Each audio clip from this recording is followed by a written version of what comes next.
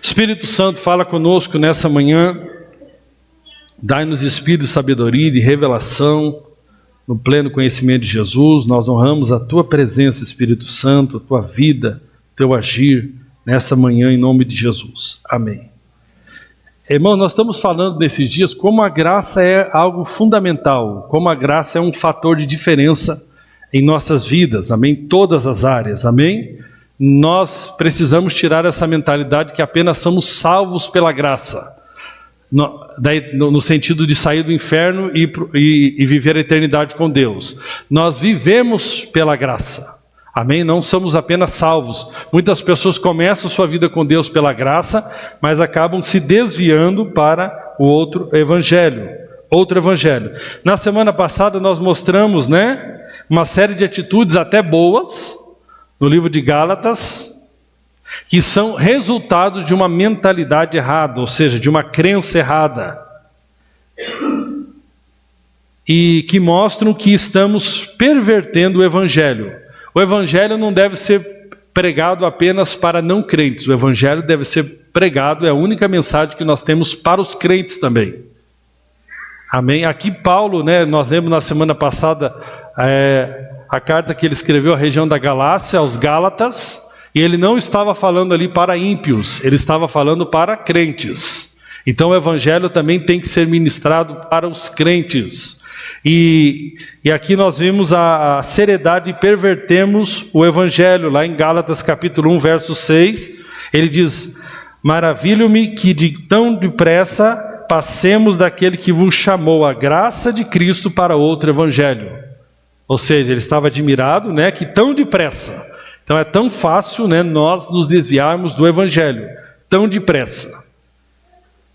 Qual não é outro, mas há alguns que vos inquietam, em outras versões, que vos perturbam e querem transtornar o evangelho de Cristo.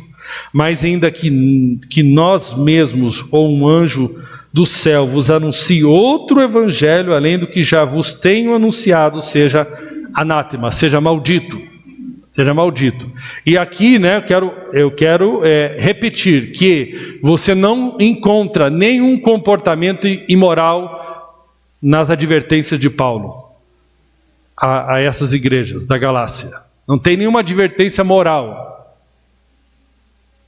Mas qual é a advertência de Paulo aqui? O que é perverter o evangelho? Perverter o evangelho é tirar a centralidade da graça do evangelho.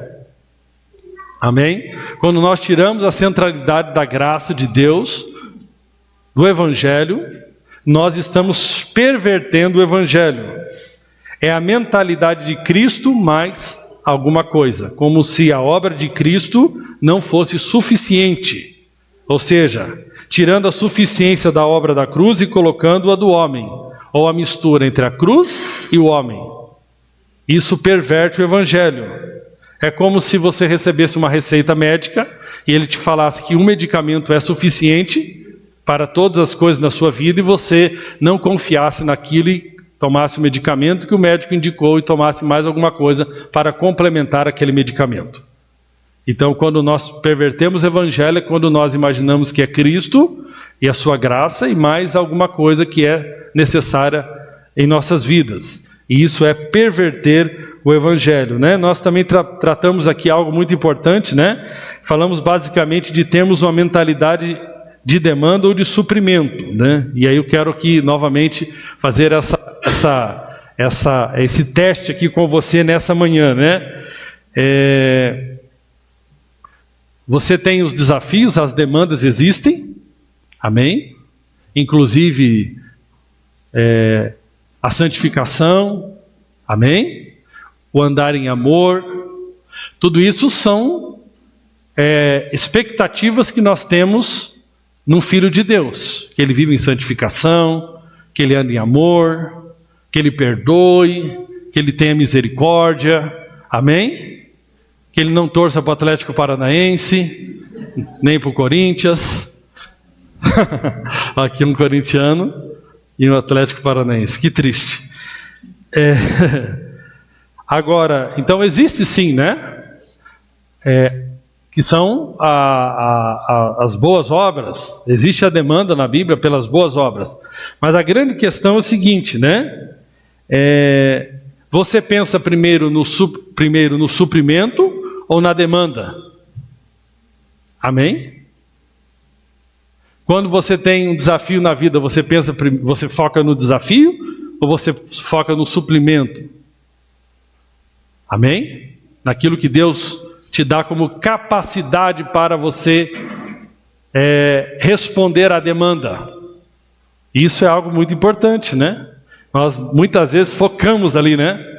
Ficamos com a nossa mente ali totalmente presa na demanda. Isso, irmãos, é uma coisa muito séria. Ok? Nós já vamos falar mais sobre isso. E quando você pensa no suprimento, é o da cruz ou das suas possibilidades humanas? Porque você pode pensar também no suprimento, mas no aspecto humano. Eu tenho uma demanda, o que eu posso fazer? Quais os recursos naturais que eu tenho? E eu estou falando aqui naturais, porque você tem recursos, mas são sobrenaturais. Amém? Então você pensa primeiro na demanda, você pensa primeiro nos recursos naturais que você tem, ou você pensa no que Deus fez em seu favor através de Cristo para que você possa responder a essas demandas? Tem que mudar a forma de pensar, amém? E é interessante, né, que pensamentos, vamos falar um pouquinho mais depois, eles precisam ser policiados. Amém?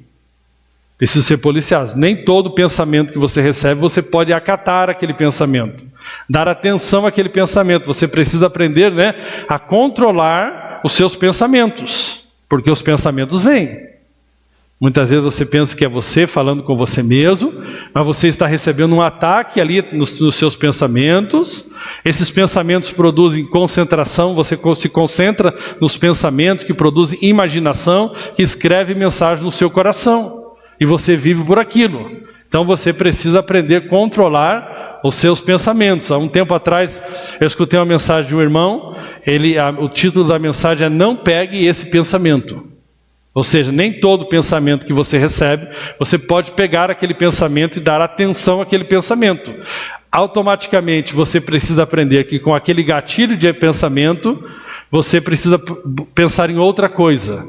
Amém? Você não consegue vencer um pensamento se você não substituir o pensamento. Amém?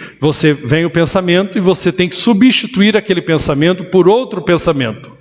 Isso é algo que vai ajudar você a vencer poderosamente. Amém? Agora a questão aqui central, diga central. De quem você depende? De si mesmo ou de Jesus?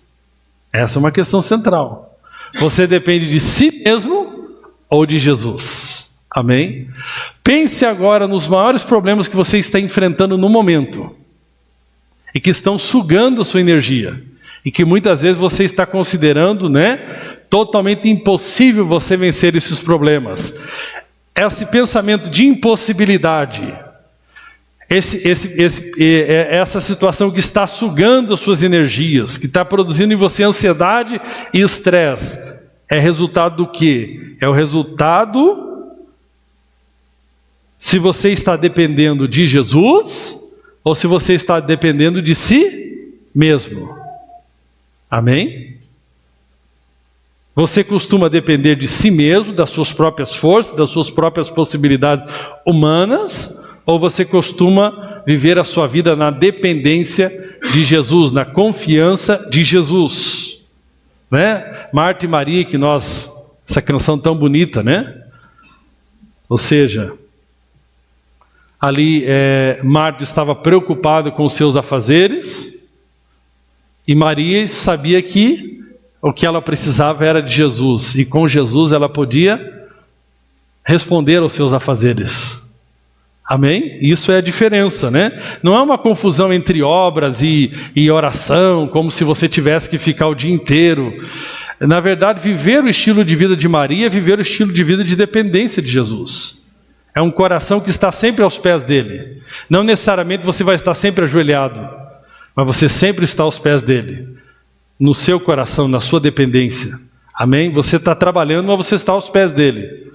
Amém? Você não está preocupado na possibilidade do que você pode fazer por Jesus, mas do que Jesus pode fazer por você e através de você. É isso que faz a diferença nas nossas vidas. Amém? Essa é a pergunta central. De quem você depende? Dependendo da nossa resposta, né? Aí nós sabemos se nós estamos vivendo o Evangelho ou outro Evangelho. Se nós estamos vivendo pela lei ou pela graça. Amém? Dependendo daquilo que nós estamos dependendo. Vamos ver aqui alguns pontos importantes sobre esse aspecto de viver pela lei e viver pela graça. Vou repetir aqui. Se eu vivo pela graça, eu estou dependendo de Cristo. Se eu vivo pela lei, eu estou dependendo das minhas possibilidades. Amém? Vamos lá. Viver pela lei é olhar para o que você tem naturalmente. Amém? Viver pela lei é olhar para aquilo que você tem naturalmente, enquanto que viver pela graça é quem você tem. Amém? Não é o que você tem, o que você pode, mas quem você tem. Amém? Quem você tem. Vou repetir, viver pela lei é olhar para o que você tem, naturalmente. Você olha os problemas e olha o que você tem naturalmente. Viver pela graça é olhar quem você tem. Quem você tem. Não necessariamente, né? Viver na graça é aquela vida que você está sentado na sua casa, uma vida que nunca tem problema, você sempre vai no médico e os diagnósticos sempre dão tudo certo, está tudo maravilhoso, não tem problemas, não tem dificuldade financeira, não tem nada. Não, não é isso. Mas, ou seja, uma vida centrada na lei em si mesmo é sempre você olhando para si e vendo as suas possibilidades. Uma vida centrada na graça é olhar quem você tem, não o que você tem. No momento você pode ter alguma coisa muito ruim, mas quem você tem diante dessa coisa ruim? Isso é que faz toda a diferença, amém? Nós podemos olhar em Gênesis capítulo 39, né? Uma situação bem interessante sobre José, que ele é um tipo de Cristo na Bíblia, ele aponta para Cristo. Amém? Aproveitando, irmãos, nós não estamos aqui para aprender nada novo no sentido de ficar procurando novidades. Nós estamos aqui para exaltar Jesus. Amém? E reforçar a nossa fé em Jesus. Mas o texto de Gênesis 39, se você quiser ligar a sua Bíblia, nossa comunidade deve ser em percentual que tem menos Bíblia de papel.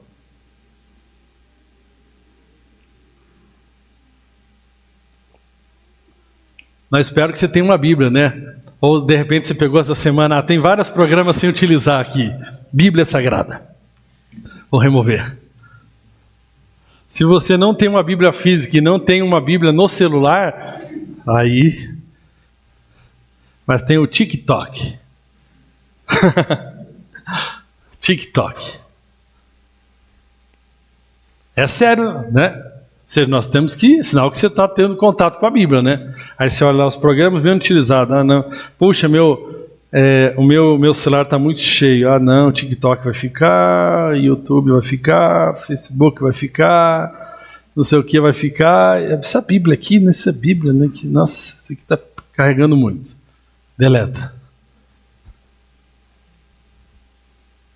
José foi levado ao Egito. José foi levado para onde? Para o Egito. Não foi levado para um lugar bom, não. José foi levado para o Egito. Não tem nada de bom aqui com ele. E Potifar, oficial de Faraó, capitão da guarda, homem egípcio, comprou da mão dos ismaelitas que o tinham levado lá. Você deve saber essa história, né? Ou seja, a situação dele que não está nada boa. Ou seja, ele foi vendido pelos seus irmãos como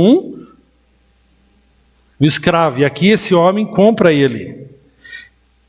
Olha que coisa interessante no verso 2. Essa semana eu meditei muito sobre esse ponto aqui.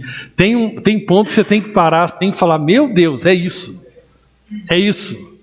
No verso 2 diz o seguinte, e o Senhor... Cadê você que abriu a Bíblia? Vamos ver se abriu aí. Não falei? E o Espírito Santo está fazendo o que em vocês? Pô, pergunta para ele, pô. Gênesis 39. Poxa, Espírito Santo aí, você devia ter perguntado. Não tem uma senhora que eu vi que colocaram dos nossos grupos aí que ela aprendeu a ler com o Espírito Santo? Você colocou, né, Berna? Acho que foi a Berna. Entre um TikTok e outro, a Berna achou isso aí. Brincadeira.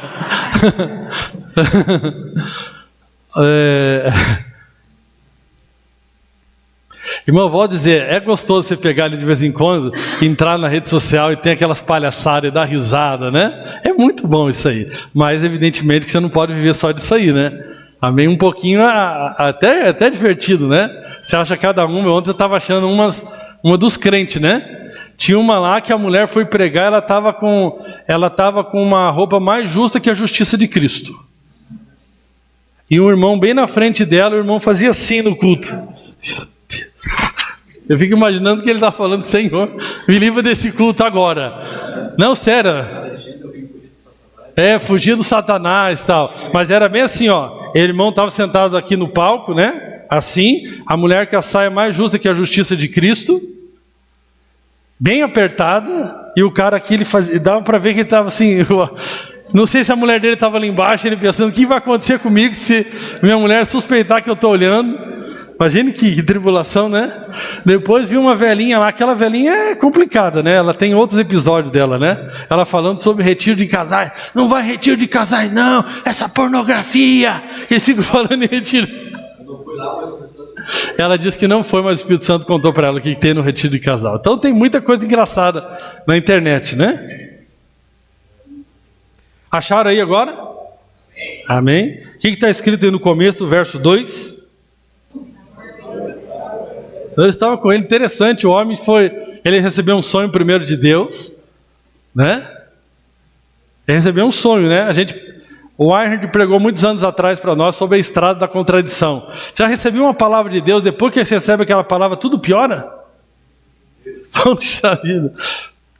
Nós, uma época, recebemos, alarga a tua tenda, nós ficamos até sem tenda. Umas vai crescer muito, alarga a tua tenda. E eu fiquei pensando, nossa, vamos receber um prédio novo, top, né? Fomos lá para a Associação dos Moradores dos Defuntos 2. Dos Defuntos 2, né? Eu passo lá de vez em quando e eu sinto o cheiro de morto, irmãos. Pensa no lugar. O troço lá é feio, né? A estrada da contradição, né? Puxa, você vai ter muita saúde. Pô, depois daquilo ali, parece que a coisa só zica, né? Tinha uma irmã que falava assim, a irmã Tereza Tavares, faleceu em 1977. Brincadeira. Não sei que ano ela faleceu, mas já faz uns 20 anos já que ela faleceu. 15 anos, né? Uma irmã, uma benção ela. Ela falava, eu não oro por paciência, porque quando peço paciência, vem tribulação. Mas tem oração que vai ser respondida, né? Senhor, eu quero amar mais. Puxa, aí você encontra umas pessoas aí que você... Aí Deus fala, aí ó, tô te dando a oportunidade. Acho que o Einhard fez um vídeo essa semana sobre isso. Que ele falou sobre o orgulho de manhã com Deus, e no mesmo dia ele caiu no orgulho, no pecado do orgulho. É porque você tem que ser aprovado, amém? Mas fique tranquilo, já falei isso para você. Deus nunca deixa você reprovar no teste. Ele vai colocar outro tribulado de novo na tua frente. Amém? Fica tranquilo. E o Senhor estava com ele. Então o Senhor estava com ele, depois Deus deu sonho para ele, depois ele foi vendido como escravo. E o Senhor estava com ele. Amém? Agora, o mais importante da situação que você está passando é com quem você está passando. Amém? Isso é algo muito importante. Mais importante do que você ficar focando na situação que você está passando é com quem você está passando. Amém? Isso é muito importante. E o Senhor estava com ele. E foi homem próspero. E foi homem próspero. O cara era escravo e a Bíblia está chamando ele de próspero. Amém? Por quê? O que define a sua prosperidade não é o que você tem no momento, mas é quem você tem. Quem você tem. Amém? E o Senhor estava com ele, foi homem próspero, e estava na casa de seu senhor egípcio. Vendo, pois, o seu senhor, que o Senhor estava com ele. O homem viu que o Senhor estava com ele. O ímpio lá viu que o Senhor estava com ele. E tudo o que fazia o Senhor prosperava em sua mão. Verso 4, José achou graça em seus olhos. Irmãos, que nós possamos ter essa convicção, né? De saber quem está conosco. E numa hora de uma reunião, que o empresário falar para você que está difícil, ele acabou de te contratar, você é a última pessoa que ele vai tentar, porque a empresa dele está difícil.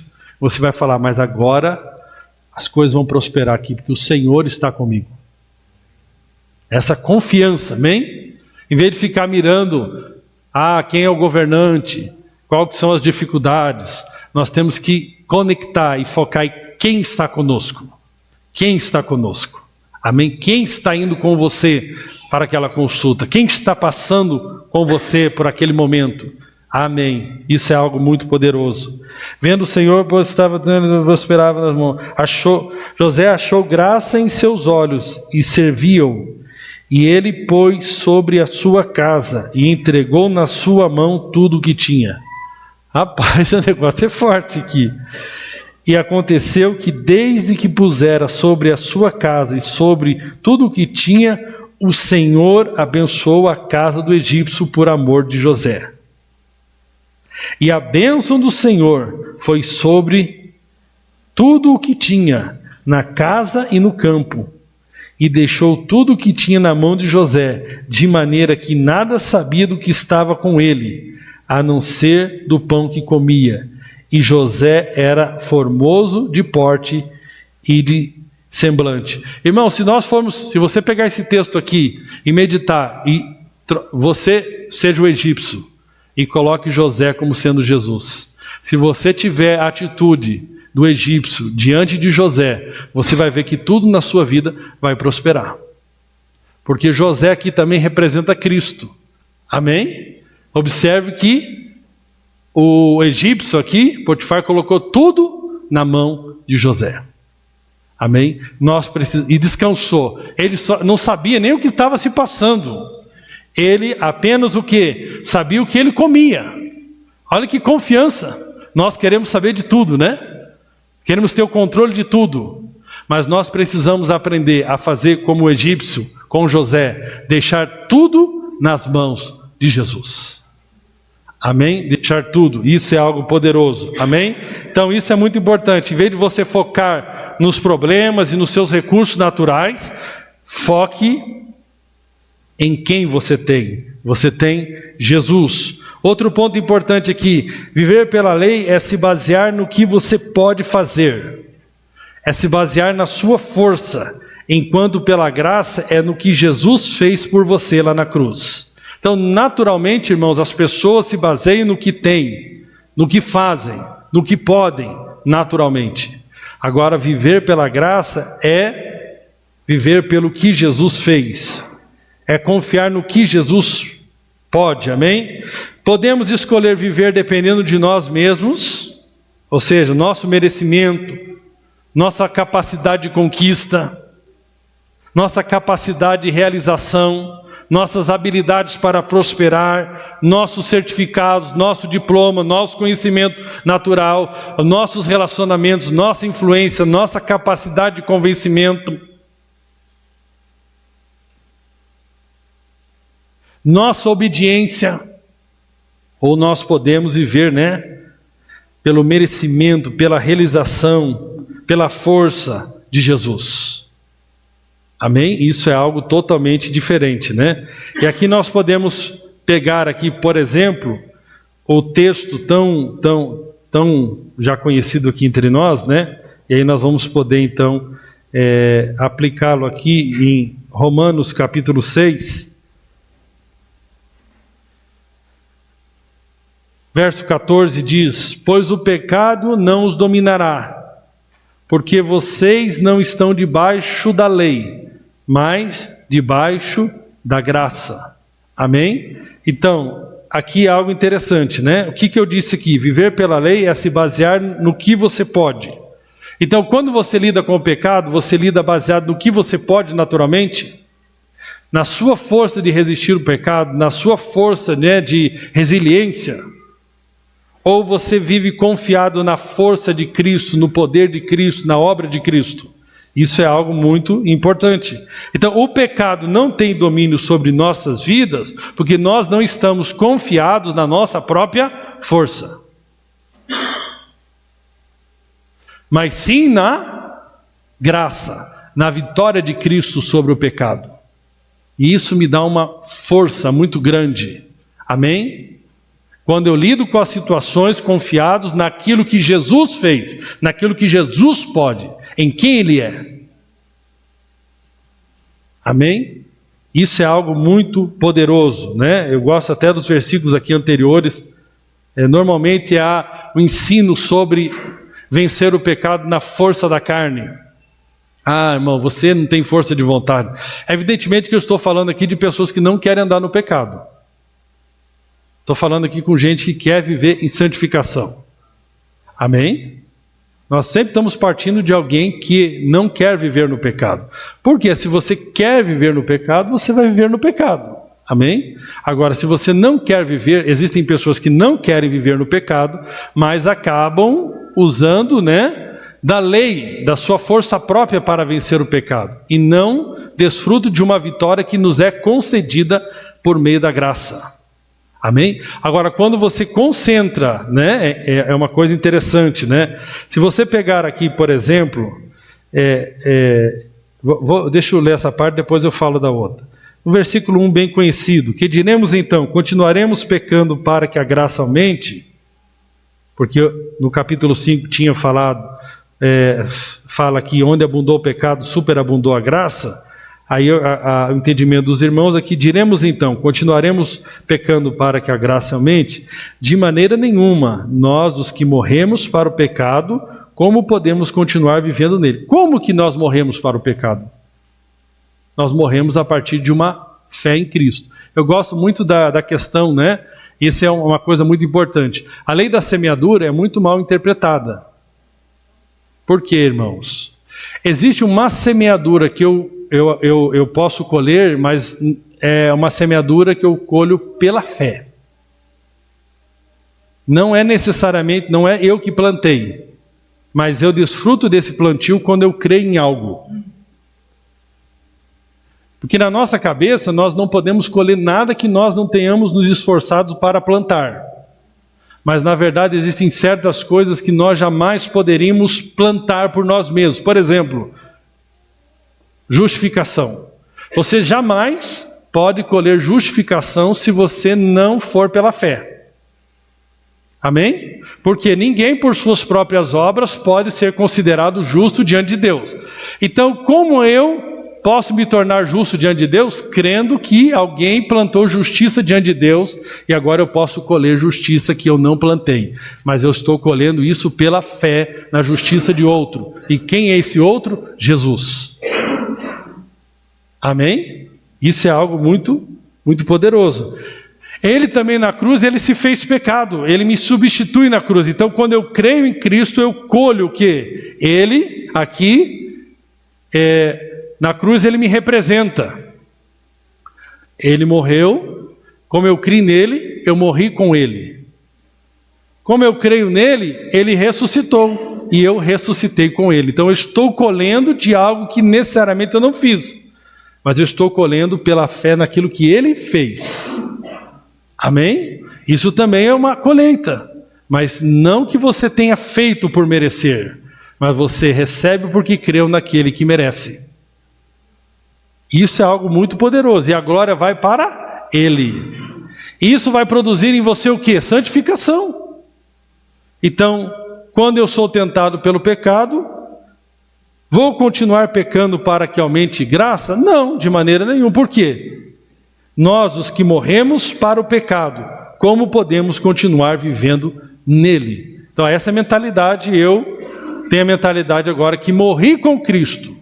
Por isso agora eu não penso mais em viver no pecado, porque aquele que pecava morreu com Cristo, e aquele que nasceu de Cristo nasceu da semente incorruptível, que é o novo homem gerado de Cristo. Amém? Isso é algo muito poderoso. Então, Quando nós olhamos aqui no capítulo 7, Paulo fala, de que o bem que ele queria fazer, isso ele não fazia, mas o mal que ele não queria fazer, isso ele fazia. Aqui eu creio plenamente que ele está falando, da vida dele na lei, ou seja, na tentativa dele por todos os seus esforços religiosos. Quanto mais ele tentava na sua própria força, mais ele decaía. E aí, só que ele tem uma proclamação aqui no verso no capítulo número 8 de Romanos, muito poderosa. Portanto, agora já não há condenação para os que estão em Cristo Jesus. Porque por meio de Jesus, por meio de Cristo Jesus, a lei do Espírito da vida me libertou da lei, do pecado e da morte. Porque aquilo que a lei fora incapaz de fazer, por estar enfraquecida pela carne, Deus o fez, enviando o seu próprio Filho, à semelhança do homem pecador, como oferta pelo pecado, e assim condenou o pecado na carne, a fim de que as justas exigências da lei fossem plenamente satisfeitas em nós, que não vivemos segundo a carne, mas segundo o Espírito. Amém? Viver segundo a carne é viver confiado na própria força. Viver segundo o Espírito é viver confiado na obra de Cristo. Amém? Então observe que um tem aqui um desejo, o desejo dos dois pode ser puro, os dois devem viver em vitória sobre o pecado, mas a forma vai definir o resultado. Não tem como viver em vitória sobre o pecado na força do braço. Só podemos viver em vitória sobre o pecado quando confiamos na vitória, na capacidade, na autossuficiência da obra de Cristo. E aqui esse versículo número 2 aqui é interessante, quando fala, por meio de Cristo Jesus, a lei do Espírito de vida me libertou da lei do pecado e da morte. Aqui, irmãos, é uma força atraente, é interessante. Quanto mais eu tento vencer o pecado da minha própria força, mais eu sou levado para o pecado. Quanto mais eu entro no descanso de viver por uma obra que já está pronta, mais eu sou atraído para a santificação. Amém? Então isso é algo muito poderoso, amém? Viver pela lei é se basear no que você pode fazer na sua força, enquanto pela graça no que Jesus fez. É interessante, irmãos, que o texto que fala para reinar em vida, vamos ver esse texto também, está em Romanos, capítulo 5.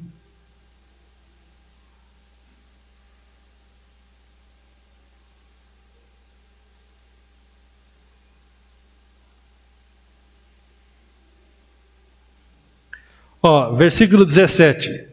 E se pela transgressão de um só a morte reinou por meio dele, ou seja, quanta morte veio por intermédio de Adão? Se pela transgressão, pela ofensa de um só, a morte reinou por esse, olha que coisa interessante, a morte reinou pela ofensa de um só, Adão. A morte, muito mais, diga muito mais. Diga muito mais. Amém?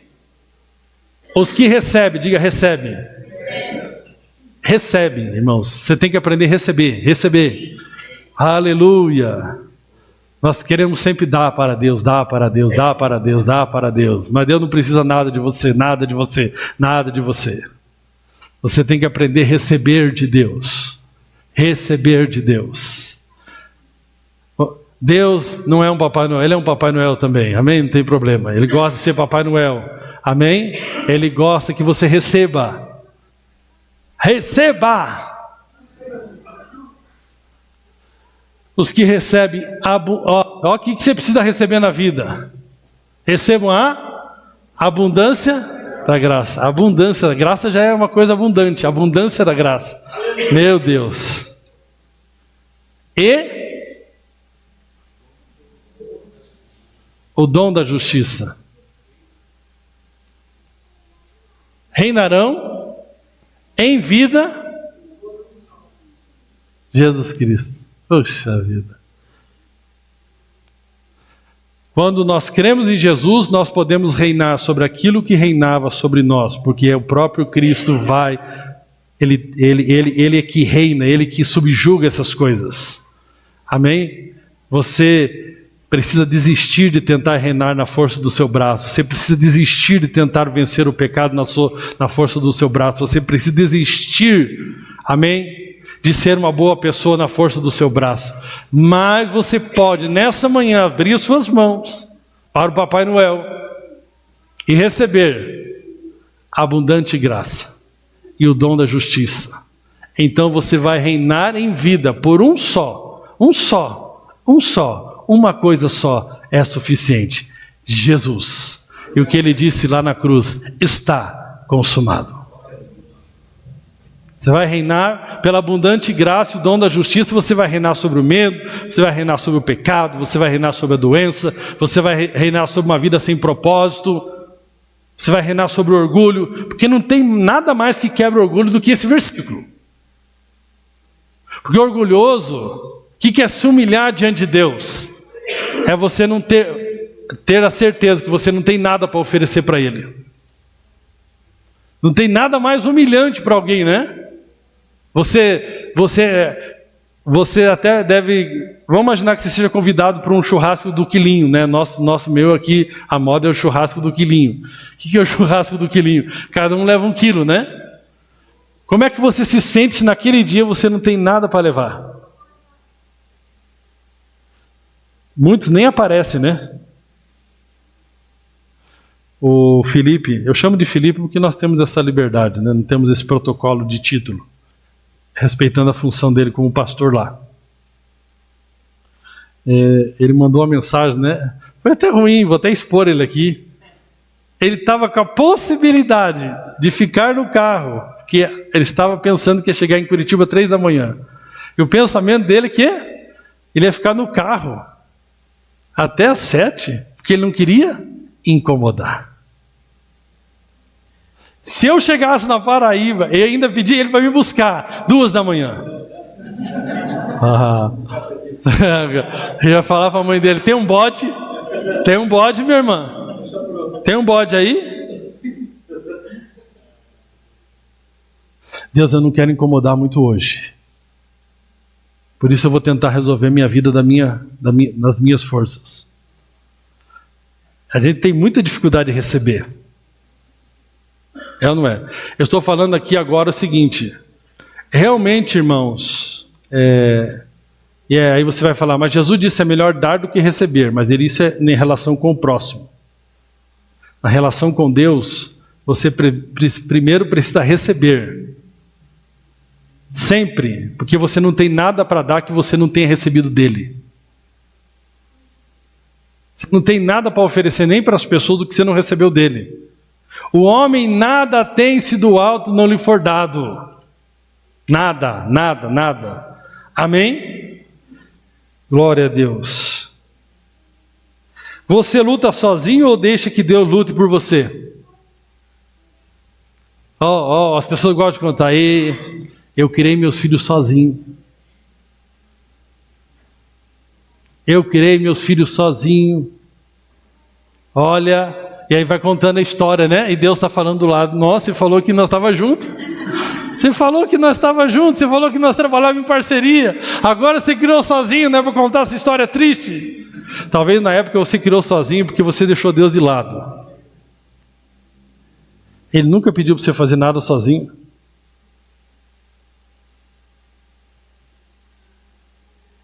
Eu estou nessa micro-igreja sozinho.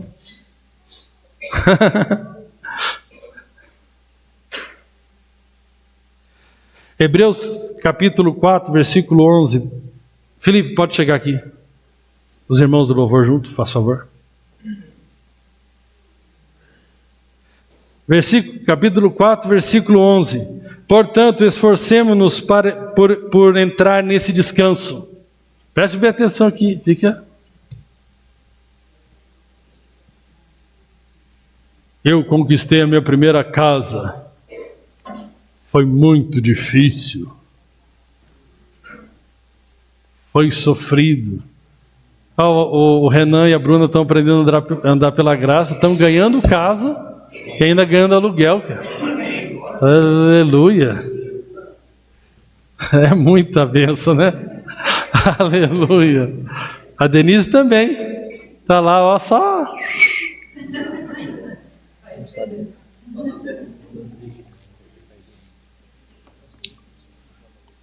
Cachimbo, o novo Batel de Curitiba. Pode vir coisa boa do cachimbo? Pode. Deus pode usar. Ó, Deus é tão bom que pode usar até o Luciano Huck. Pode vir alguma coisa boa do Luciano Huck?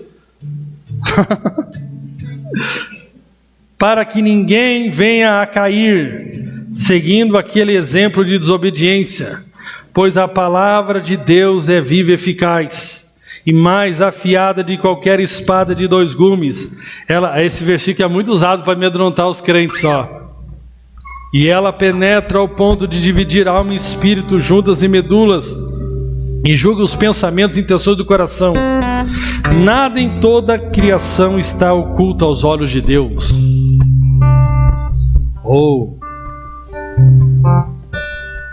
Tudo está descoberto e exposto diante dos olhos daquele a quem havemos de prestar contas. Verdade, Deus, ninguém pode esconder nada de Deus. Portanto, diga portanto, visto que temos, ó, que boa notícia, aqui está contando o problema, né? Ó, ninguém pode esconder nada de Deus, você vai ter que prestar conta para Deus, mas aí agora chega a parte boa. Portanto, por causa que você vai ter que prestar conta para Deus, por causa desse motivo, que temos um sumo sacerdote que adentrou os céus, Jesus, o Filho de Deus. Apeguemo-nos com toda a firmeza à fé que professamos, pois não temos um sumo sacerdote que não possa compadecer-se das nossas fraquezas, mas sim alguém que, como nós, passou por todo tipo de tentação, porém sem pecado. Sendo assim, aproximemo-nos do trono da graça com toda a confiança, a fim de recebermos misericórdia e encontrarmos graça que nos ajude no momento da necessidade. Amém? Olha que coisa poderosa. Porque você vai ter que prestar conta para Deus. Pegue-se firmemente nessa mensagem. Agora você tem diante de Deus um sumo sacerdote. Poxa, então eu vou em paz diante de Deus. Amém? Nossa, como eu chorei para Deus com esse versículo. E esse versículo aqui me trazia como um medicamento do céu, né? Quando eu estava ali aflito ali por causa da minha artéria. Eu li esse versículo aqui. Trono da graça com toda a confiança, a fim de receber misericórdia e encontrar graça que nos ajude no momento de necessidade. Encontrar graça, tem outras versões também que são muito poderosas. Aí eu chegava nesse trono e falava: oh Deus, eu estou aqui, ó, aqui está essa artéria, Senhor, eu preciso da tua graça, preciso da tua ajuda, mas eu posso confiar porque tu és um sumo sacerdote fiel. Aleluia, glória a Deus, diga aleluia, glória a Deus. Você está lutando sozinho? Então você está vivendo na lei. Jesus lutou no seu lugar, ele venceu, e a vitória dele está à tua disposição, basta que você receba. Pare de conquistar, pare de tentar merecer, pare de tentar se esforçar, entre no descanso do Senhor, amém, entre na vitória dele. Aí todas as boas obras que nós queremos tanto, santificação, andar em amor, perdoar, ser misericordioso, tudo isso vai ser um fruto e não uma obra da lei. Existe na Bíblia obra da fé e obra da lei. Obra da lei é a tentativa do homem na sua força. Obra da fé é resultado de uma crença correta na obra de Cristo. E você vai começar a frutificar, você vai falar: nossa, eu estou até falando com fulano, eu estou ajudando aquele outro, tudo está acontecendo, mas não esqueça, é por causa de Jesus. A glória tem que ser para Ele, amém? Você é totalmente suprida por Deus, totalmente suprido. Se coloque de pé agora, em nome de Jesus. Glória a Deus.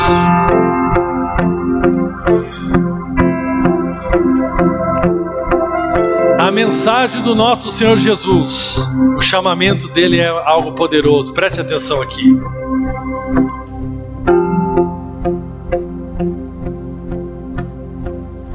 Vinde a mim, todos os que estáis cansados e oprimidos, e eu vos aliviarei. Verso 29. Tomai sobre vós o meu jugo e aprendei de mim, que sou manso e humilde de coração, e encontrarei descanso para as vossas almas, porque o meu jugo é suave e o meu fardo é leve. Quer se livrar do estresse, da ansiedade? Amém? Pastor Hugo, há anos atrás, fez um livro, Cadê o meu fardo leve?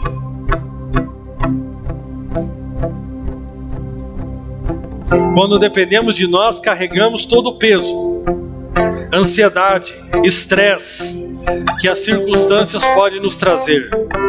Quando dependemos de Jesus, a Bíblia tem uma poderosa promessa que vamos experimentar o jugo suave e o fardo leve, e que Ele vai nos aliviar.